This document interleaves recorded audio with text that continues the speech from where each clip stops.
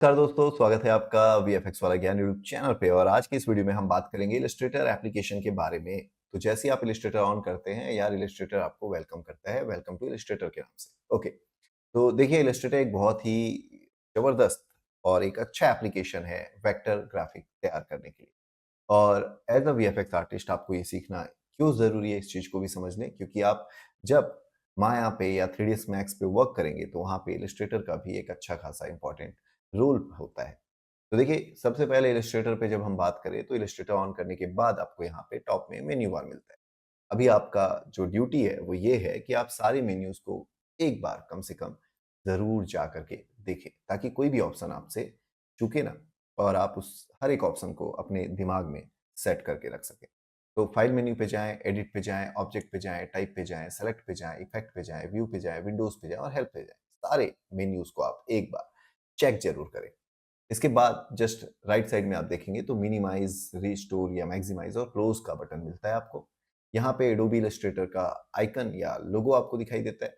इसके अलावा यहाँ पे सर्च का ऑप्शन है, जिसका यूज करके आप अपने फाइल को सर्च कर सकते हैं। अगर आप मल्टीपल फाइल्स पे काम करते हैं और उसे ढूंढने में मुश्किल जाती है तो सर्च का यूज करें। ओके, इसके अलावा आपको यहाँ पे न्यू फाइल का ऑप्शन मिलता है और ओपन फाइल का ऑप्शन मिलता है। न्यू फाइल मतलब बिल्कुल नया फाइल पे आप काम करना चाहते हैं, बिल्कुल नया चीज क्रिएट करना चाहते हैं। और ओपन का मतलब है आपने ऑलरेडी कोई फाइल पे काम करके रखा हुआ है और उससे वापस से ओपन करके उस पर रीवर्क करना चाहते हैं या देखना चाहते हैं, तो आप ओपन का यूज करेंगे। इसके अलावा यहाँ पे होम का बटन है। यहाँ पे वेलकम टू इलस्ट्रेटर लिखा हुआ है, जिसपे हमने शुरुआत में ही बात किया। यहाँ पे start a new file fast में आपको letter, post card, common, HDTV और मोर प्रीसेट के ऑप्शन मिलते हैं। इसके अलावा यहाँ पे रिसेंट फाइल है, जिस पे मैंने काम किया हुआ है, वो सारे फाइल्स यहाँ पे अभी शो होते हैं। तो जब आप इस रिसेंट फाइल को देखते हैं तो यहाँ पे आप चाहें तो इस तरीके से लिस्ट के व्यू में देख सकते हैं या एक थंबनेल की तरह देख सकते हैं। तो ये दोनों ऑप्शन यहाँ पे दिए हुए हैं। ओके, तो ये तो हो गया शुरुआत का वेलकम स्क्रीन। अब चलिए हम यहाँ पे फाइल न्यू ले लेते हैं। जैसे आप न्यू फाइल लेते हैं, आपको न्यू डॉक्यूमेंट का ऑप्शन मिलता है। अब अगेन आपकी जो ड्यूटी है वो ये है कि आप सारे ऑप्शंस को एक-एक बार चेक करें। जैसे कि मैं मोबाइल पे आ गया, तो मोबाइल पे कितने सारे मोबाइल्स के प्रीसेट दिए हुए हैं, उनको आप एक बार कम से कम देख लें। वेब पे जाकर के इसी तरीके से वेब के सारे प्रीसेट देख लें। प्रिंट पे जाकर के आप प्रिंट से रिलेटेड सारे प्रीसेट देख लें। फ़िल्म एंड वीडियो पे जाकर के आप film and video related preset देखें और आर्ट एंड इलस्ट्रेशन पे जाकर के आप आर्ट एंड इलस्ट्रेशन रिलेटेड सारे प्रीसेट देख लें। ओके, तो ये तो हो गया हमारा यहाँ पे ये सारे ऑप्शंस। चलिए मैं यहाँ पे अभी एक न्यू विंडो ले लेता हूँ और यहाँ पे आकर के मैं सिंपली सर्च करता हूँ। ये जो ऑप्शंस आप देख रहे हैं, जैसे कि आप देख रहे हैं मोबाइल, तो मैं यहाँ पे सिंपली मोबाइल सर्च करता हूँ गूगल पे। जैसे आप मोबाइल सर्च करते हैं, आप देखेंगे कि आपको ऐसे जितने भी कंपनीज़ हैं, जो मोबाइल सेल करते हैं या जो ऑनलाइन वेबसाइट है जहाँ पे आप मोबाइल के बारे में जान सकते हैं, जानकारी मिल सकती है आपको, वो सारे हाइलाइट हो जाते हैं, ठीक है? अगर आप चाहें तो अमेज़न पे जाएँ, क्रोमा पे जाएँ, तो इस तरीके से ऑप्शन है। तो चलिए अभी के लिए मैं यहाँ पे चलता हूँ क्रोमा के वेबसाइट पे। अब आप देख सकते हैं क्रोमा में मोबाइल फ़ोन्स के ऑप्शन है और जब आप इस तरीके से मोबाइल फ़िल्म देखना शुरू करते हैं, तो आपको पता चलता है कि मोबाइल जो है वो बहुत सारे अलग-अलग कंपनी से मैन्युफैक्चर होती है। जैसे कि आप चाहें तो सैमसंग मोबाइल है, आपके पास ओप्पो का मोबाइल है, वीवो का मोबाइल है। अब ये सारी रेडमी का है, गूगल पिक्सेल है। अब ये सब देखने की पीछे वजह ये है कि आपको मैं अवेयर करना चाहता हूँ कि कितने सारे प्रोडक्ट होते हैं केवल एक सेगमेंट में, यानी मोबाइल सेगमेंट में भी अगर आप देखें तो आपके पास ढेरों प्रोडक्ट के ऑप्शंस अवेलेबल हैं और हर एक प्रोडक्ट की जो साइज़ है या उसकी स्क्रीन का जो स्पेसिफिकेशन है वो अलग-अलग है।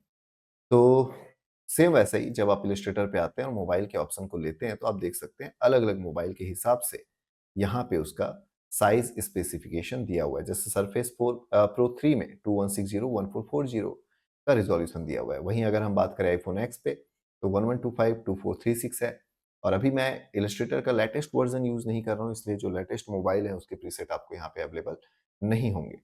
तो फिलहाल ये तो हो गया मोबाइल रिलेटेड बात। वहीं अगर हम यहाँ पे आकर के सिंपली वेब सर्च करें, तो वेब लिखते ही आप देखेंगे इस तरीके से चीज़ें आ जा रही है और यहाँ पे अगर मैं वेब पेज साइज लिख दो तो आपको पता चलता है कि a web page ideal size generally under 2 MB, 2 MB के अंदर में आपकी वेब की जो भी वेब पेज की फाइल होती है वो रेडी होती है। For optimal performance particularly on mobile device how we are aiming for a size between 1 and 1.5 MB can balance rich content and faster loading times. Larger pages can negatively impact user experience due to slower loading speed. तो simple है, अगर आपके file की size यानी web page की size ज़्यादा होगी तो उसको लोडिंग में ज़्यादा समय लगेगा। वेब पेज की साइज कम होगी तो वो जल्दी लोड होगा। तो ये सारी चीज़ें हमें ध्यान देनी पड़ती है। वहीं अगर हम बात करें इमेजेस की, तो high resolution images specially those not optimised for the web can significantly increase the page size. तो जब भी आप बात करें वेब साइट के लिए कंटेंट डिज़ाइन करने की या वेब पेज में अगर आपको कोई कंटेंट रखना है, तो कोशिश करना है कि आपका जो इमेज है वो ऑप्टिमाइज़ रहे, यानी कम से कम फाइल साइज़ का फाइल आपको बनाना आना चाहिए। तो ये सारी चीज़ें हैं। अगेन ये मैंने इसलिए फाइंड आउट किया या सर्च किया ताकि आप इससे अवेयर हो सकें। वहीं अगर प्रिंट की बात करें, तो यहाँ पे अगर मैं लिख दूँ प्रिंट साइज़, तो आप देखेंगे प्रिंट साइज़ करते ही आपको यहाँ पे जो मैसेज मिल जा रहा है वो है print size can refer to 2 main things, the size of printed text यानी कि फ़ॉन्ट का साइज़ आप क्या रखने वाले हैं, and the dimension of physical print like a photo और पोस्टर। उसके अलावा आपका जो पेपर है उसका साइज़ आप क्या रखने वाले हो। तो ये जो चीज़ें हैं, इन सब पे आपको ध्यान देना, और इससे रिलेटेड देख सकते हैं आप इतने सारे लर्निंग के कंटेंट आपके पास अवेलेबल है। वहीं अगर हम देखें तो यहाँ पे पेपर साइज़ आप देख सकते हैं A0, A1, A2, A3, A4, A5, A6, A7, A8, A9। तो इस तरीके से पेपर के साइज़ होते हैं और भी अलग-अलग टाइप के पेपर साइज़ अवेलेबल होते हैं। वहीं अगर हम बात करें फ़िल्म एंड वीडियोज़ की, तो अगर यहाँ पे मैं लिख दूँ film and video frame size, तो आपको पता चलेगा कि जब फ़िल्म एंड वीडियो के फ्रेम साइज़ की बात आती है, तो वहाँ पे एस्पेक्ट रेशियो की बात आती है, which is the proportional relationship between the width and height of the image.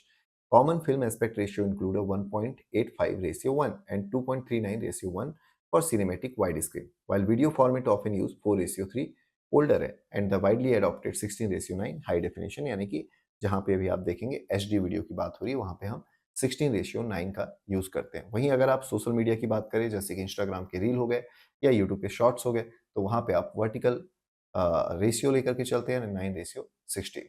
The resolution or actual pixel dimension dictate the clarity and details such as 1920 1080 और फुल एचडी। तो जब कभी भी आपको कोई बोले कि फुल एचडी वीडियो का कंटेंट रेडी करना है इलस्ट्रेटर पे, तो आपको फाइल का साइज रखना है 1920 बाई 1080 पिक्सल। ओके, तो इस तरीके से हमने इसके बारे में भी जानकारी ले ली, और अब आती है बारी आर्ट एंड इलस्ट्रेशन की। तो मैं यहाँ पे सिंपली लिखता हूँ आर्ट एंड इलस्ट्रेशन। ओके, तो जैसे ही आप आर्ट एंड इलस्ट्रेशन लिखते हैं, आपको एक जानकारी तो मिल जाएगी कि art and illustration while both visual form differ in their primary purpose and function, art, particularly fine art, is often about personal expression and aesthetic exploration, while illustration focuses on communicating a specific idea or message visually, often for a practical purpose। तो देखिए यहाँ पे ये समझाना चाह रहा है कि आर्ट और इलस्ट्रेशन में क्या डिफरेंस है। अगेन इन चीज़ों को लेकर के हम आगे और भी बात करेंगे, अच्छे से चीज़ों को डिटेल में समझेंगे। बट अभी मैं आपको ये बताना चाह रहा था कि अगर आपको कोई शब्द पता चल रहा है, जैसे कि आपको पता चला मोबाइल, तो उसके बारे में थोड़ा एक्सप्लोर करें। वेब के बारे में पता चल रहा है तो वेब के बारे में एक्सप्लोर करें। प्रिंट के बारे में जानकारी मिल रही है तो प्रिंट रिलेटेड एक्सप्लोर करें। फ़िल्म एंड वीडियो के बारे में एक्सप्लोर करें, आर्ट एंड इलस्ट्रेशन के बारे में एक्सप्लोर करें। तो इन सारी चीज़ों को आप एक बार जाकर के गूगल सर्च ज़रूर करें। इसके बाद बारी आती है राइट साइड पे, अगर आप देखेंगे तो आपको पता चल जाता है कि यहाँ पे आप विड्थ दे सकते हैं, यहाँ पे आप हाइट दे सकते हैं, यहाँ पे आप फाइल का नाम दे सकते हैं, यहाँ पे आप यूनिट सेलेक्ट करेंगे जिसमें pixel, point, picas, inches, feet and inches, yards, millimetres, centimetres और मीटर्स के ऑप्शन है। अब ये सारे यूनिट के बारे में आपको जानकारी होनी चाहिए कि पिक्सल्स एक्चुअल में होता क्या है। Pixel is a tiny dot, और जितने भी कंप्यूटर में ग्राफिक्स बनते हैं वो सारे ग्राफिक्स पिक्सल का यूज करके बनते हैं। तो आप चाहें तो पिक्सल को यूनिट के तौर पे यूज कर सकते हैं। इसके अलावा बारी आती है पॉइंट्स की, विकास की, इंचेस की, फीट की। तो इन सारे यूनिट में से कुछ यूनिट ऐसे होंगे जिनको आप पहले से जानते और पहचानते हैं। ओके, तो हम इन सारे यूनिट को भी अच्छे से एक्सप्लोर करेंगे, समझेंगे। बट आगे बढ़ते हैं और ओरिएंटेशन पे पहुंचते हैं।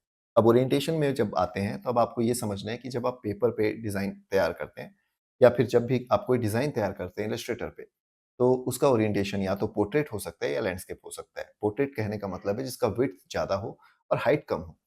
सॉरी, जिस पोर्ट्रेट कहने का मतलब है जिसका हाइट ज़्यादा हो और विड्थ कम हो।